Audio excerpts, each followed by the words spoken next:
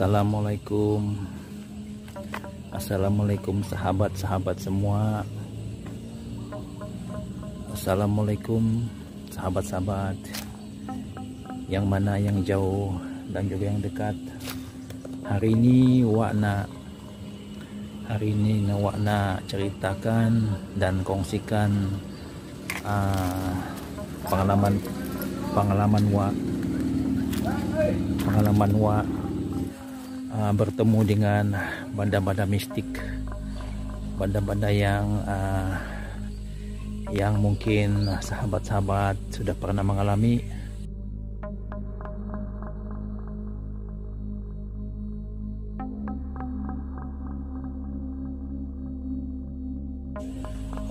Pengalaman Wak ini adalah pengalaman yang menyeramkan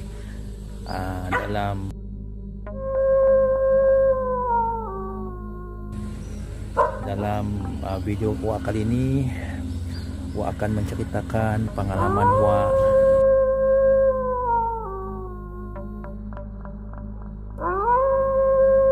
bertemu dengan benda-benda mistik.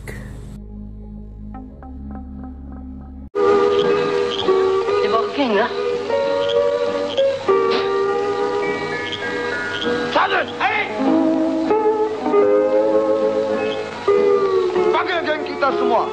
Tangkap manusia ini. Potong dagingnya buat sate. Hey! Hantu! Tangkap manusia itu. Wak akan cerita pengalaman Wak ke tempat-tempat yang mistik, tempat-tempat yang menyeramkan. Sekarang Wak berada di satu tempat, yaitu satu Tasik. Sangat menyeramkan pada waktu malam lah. Ini adalah suasana di tempat ini. Wak sendiri merasa seram lah, walaupun jam sudah menunjukkan pukul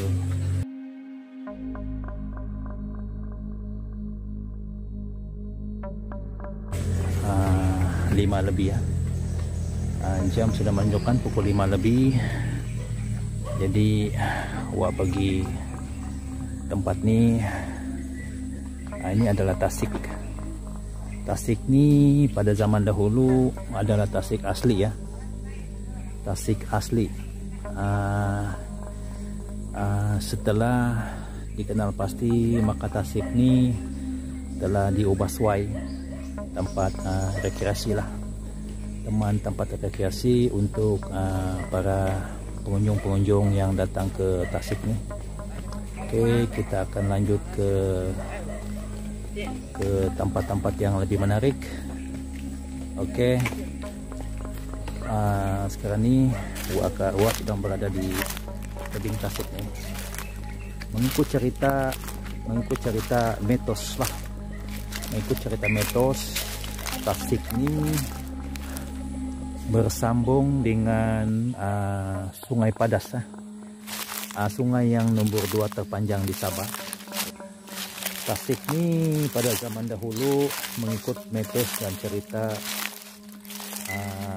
orang yang lebih tua lah, mengikut daripada cerita toke-toke kadai yang sudah lama berkadai di kawasan Beaufort. Mereka mengatakan Tasik ini ada sesuatu yang menyeramkan lah, sungguh menyeramkan, karena pada tahun-tahun sekitar tahun 60-an lah, ada sejenis makhluk yang ada di dalam Tasik nih, yaitu dia menyerupai mungkin dalam cerita itu tidak mengatakan menyerupai apa, tapi memang makhluk yang berkaki 4 yang hidup di dasar Tasik nih. Yang hidup di dasar Tasik ini kepalanya berbentuk seperti naga. Mengikut ceritanya dia sendiri yang nampak benda ini berada dalam Tasik nih. Dulu lah pada zaman dahulu, tetapi pada zaman dahulu Tasik ini tidaklah secantik inilah, tidak secantik ini. Karena dulu Tasik ini adalah hutan belantara. dan tidak diselenggarakan. Sekarang ini dia telah diselenggarakan karena untuk rekreasi lah. Oke. Legenda-legenda yang ada di Tasik ini ialah kalau air banjir, kalau air Sungai Padas banjir, maka Tasik ini akan berubah menjadi, karena ini kita lihat air dia ini jernih ya. Tetapi bila air Sungai Padas tuh banjir, maka Tasik ini akan air dia akan berubah menjadi coklat ya. Karena mengikut legenda tuh Tasik ini ada terowong di bawah terus ke Sungai Padas. Sekarang ini mungkin kita tidak tahu sejauh mana cerita itu, tetapi mengikut cerita-cerita yang ada tuh begitulah keadaannya.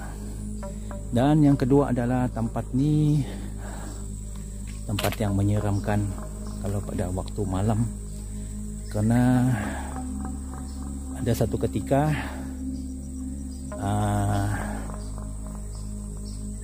tengok bulu roma wak pun sudah mengembang nih. Di sini tempat nih pernah satu ketika ada sesosok makhluk yang yang duduk di sini. Jadi bila seseorang tuh bila ada orang tuh dia heran kenapa sosok tubuh yang ada di sini itu berpakaian putih. Jadi bila orang pergi, sosok tuh hilang. Jadi inilah tempatnya ya. Nampaknya bulu roma wak ini pun dah kembang nih.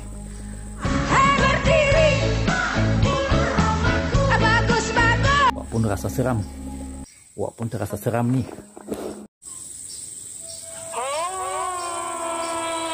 Oke. Dia duduk di situ nih. Ini di bangku nih. Dia duduk di bangku nih. Wak pun terasa seram nih. Sebetulnya wak ni tidak takut lah, tapi wak rasa macam terlalu kuat dia punya aura sini. Terlalu kuat aura sini. Jadi wak kena jalan dulu lah, karena wak pun rasa macam seram sejuk nih. Wak rasa habis kambang bulu. Kambang bulu rumah. Berdiri bulu rumahku.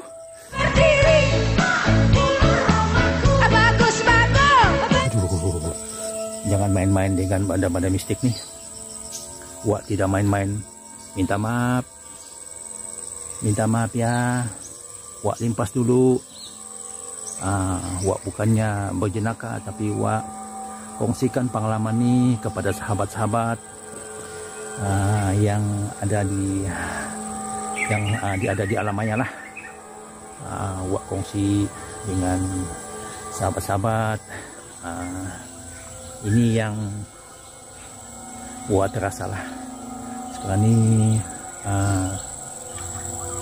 jam sudah menunjukkan hampir jam 6 lah. Mungkin sekejap lagi matahari terbenam. Wak akan coba duduk di tempat yang tadi itu. Bukan wak duduk sana lah. Wak akan coba macam mana dia punya aura lah. Wak mau cobalah. Wak tidak pergi mana-mana hari ini. Wak jalan-jalan di Tasik ni, karena Tasik ni penuh dengan legenda ni. Tasik ni penuh dengan legenda, yaitu sejenis makhluk berkaki 4 dan kepalanya seperti anjing lah. Itu yang diceritakan oleh sebuah kedai kopi. Masih lagi wak ingat nama kedai kopi itu, kedai kopi Chong Moy ya, kedai kopi Chong Moy. Tapi sekarang kedai kopi itu sudah tidak ada, dan tokenya pun sudah lama sudah meninggal dunia lah. Lama sudah pemergiannya. Jadi inilah Tasik nih. Tasik nih dulu bukan kecil lah, Tasik nih besar dulu, besar. Tapi sekarang Tasik nih sudah menjadi kecil karena sudah dibuat tempat rekreasi macam inilah. Tempat rekreasi macam ni. Jadi semuanya terpulang kepada sahabat-sahabat, sama ada mau percaya ataupun tidak. Tetapi ini adalah pengalaman Wak dan juga cerita-cerita mitos yang diceritakan oleh setengah-setengah penduduk yang ada di Beaufort ni lah pada zaman dahulu 1970. Mungkin kawasan Beaufort ni tidak seperti yang sekarang ni lah. Kawasan Beaufort ni kadai dia tidak banyak lah, kadai dia mungkin dalam tidak begitu banyak. Jadi sekarang ni Wak sedang duduk di tebing tempat ni lah. Adalah pengunjung-pengunjung yang ada di pengunjung-pengunjung yang datang selalu ke sini lah. Hai. Oke, ini adalah pengunjung-pengunjung yang ada di sini.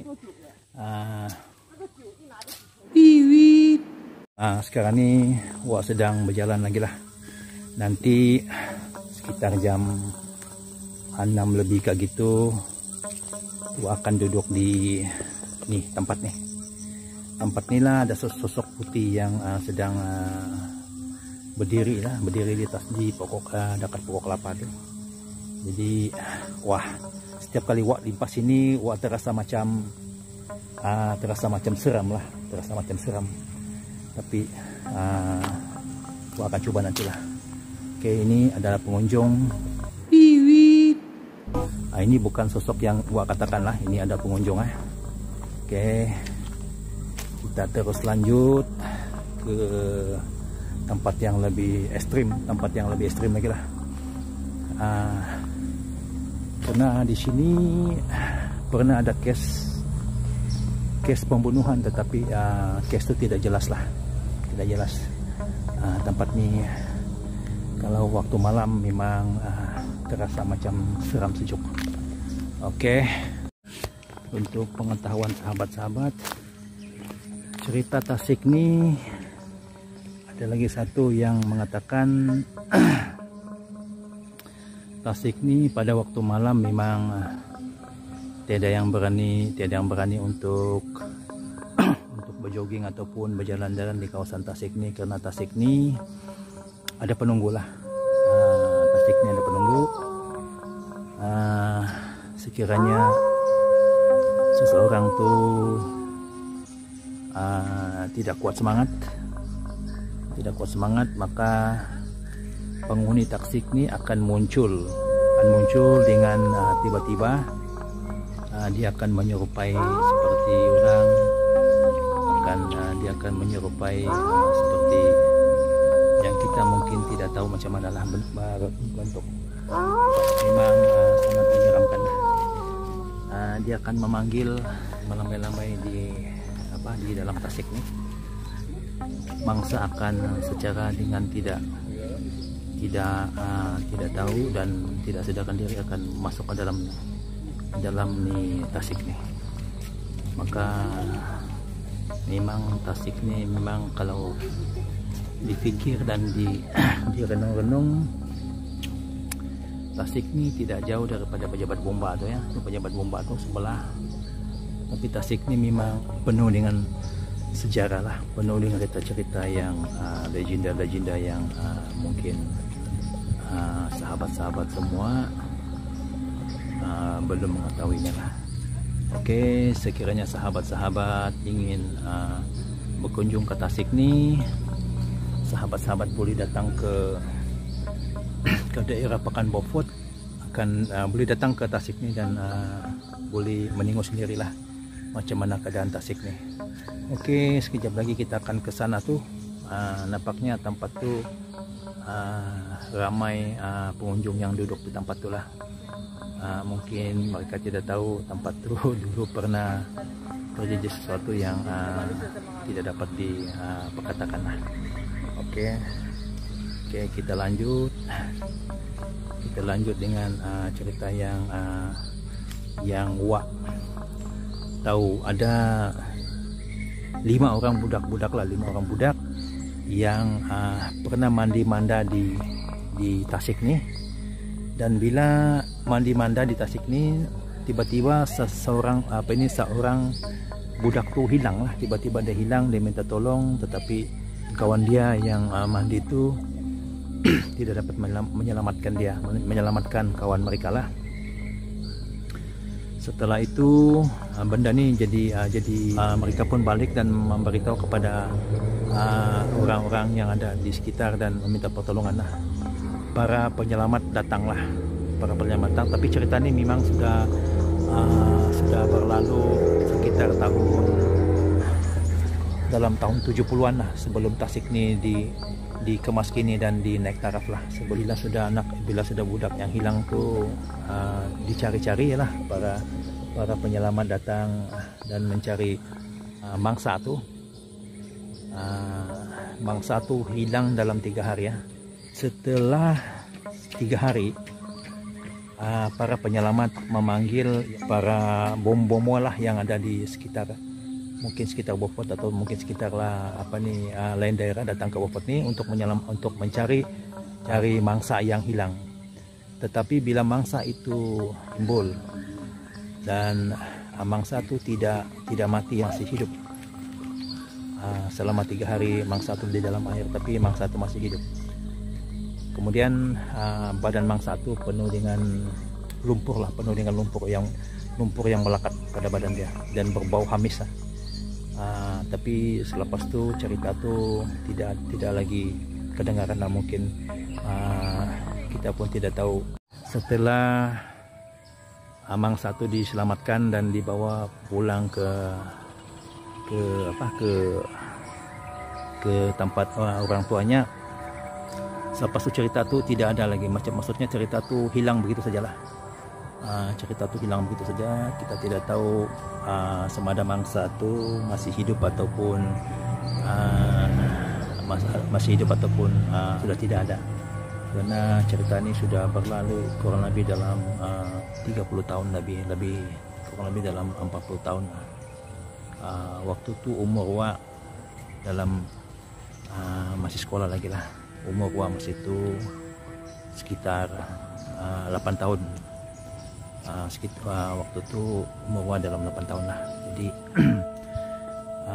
kita tidak tahu mangsa yang diselamatkan tuh masih hidup ataupun sudah tiada di muka bumi ini, kita tidak tahu. Tapi itulah yang itulah cerita Wa yang dapat Wa cerita kepada sahabat-sahabat berkenaan dengan Taman Tasik Beaufort lah. Ini Taman Tasik Beaufort. Oke. Sahabat-sahabat, kita menunggu masalah tuh 6 lebih gitu. Mungkin kita ada di sini ataupun sekiranya kita boleh tunggu sampai malam, kita akan tunggu sampai malam lah. Tapi kalau tidak dapat tunggu sampai malam, kita akan beredar dan mungkin kita akan mencoba duduk di sana tuh lah. Di sana tuh yang ada pondok sana tuh. Tuh yang di belakang tuh pondok tuh, kita akan coba duduk sana sekitar dalam jam selepas maghrib lah. Selepas maghrib kita akan ke sana dan kita akan coba duduk ke sana, macam mana rasa dia, adakah tempat tuh betul-betul ekstrim atau tempat tuh betul-betul gua katakan tadi makhluk-makhluk yang kita tidak nampak lah. Tetapi kita akan coba ke sana nantilah. Oke. Kepada sahabat-sahabat semua, sekian dan terima kasih. Tonton cerita Wa. Alright.